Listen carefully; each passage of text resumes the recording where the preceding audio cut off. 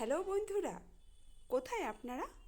আসুন আসুন, আপনাদের দেখাবো কড়াই চা কীভাবে বানাতে হয়। তো যাই হোক, আসুন কড়াই চায়ের রেসিপিটা জেনে নিন।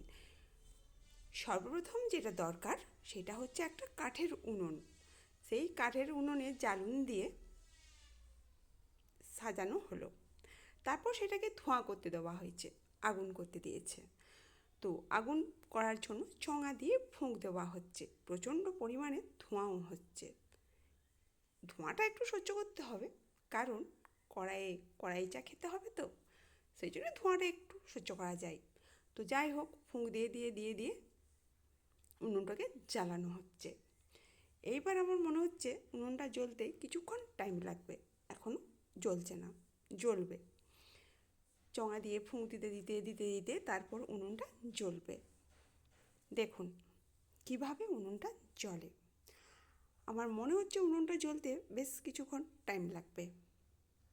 এখনও যখন জ্বলছে না, একটু টাইম নিচ্ছে। উনুন বলে, আমাকে এখন জ্বালাবি?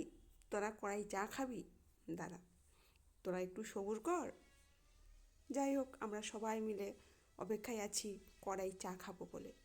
দেখুন এবার উনুনটা দপ করে জ্বলে উঠবে। কি সুন্দরভাবে দপ করে জ্বলে উঠলো আগুনটা। এইবারে কড়াইটা বসানো হবে।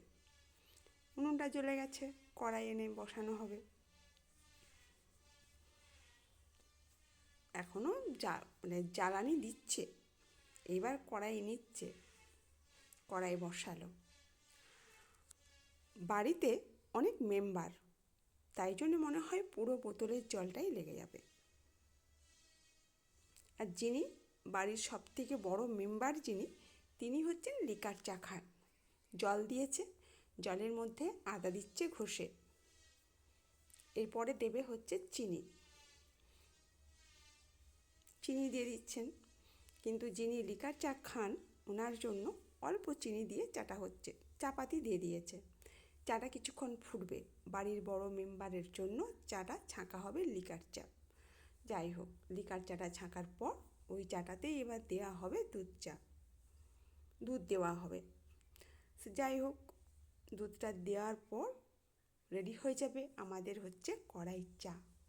দুধ দেওয়া হয়ে গেছে, এবারে কড়াই চাটা খাবো। আপনারাও অবশ্যই কড়াই চাটা খাবেন বানিয়ে, খুব ভালো লাগবে, টেস্ট দারুণ। আর এই রেসিপিটা যদি আপনাদের ভালো লাগে, শেয়ার করবেন বন্ধুদের সাথে, লাইক কমেন্টস করবেন। আর হ্যাঁ, কড়াই চাটা আপনাদের কেমন লাগলে কমেন্ট বক্সে অবশ্যই বলবেন। নমস্কার।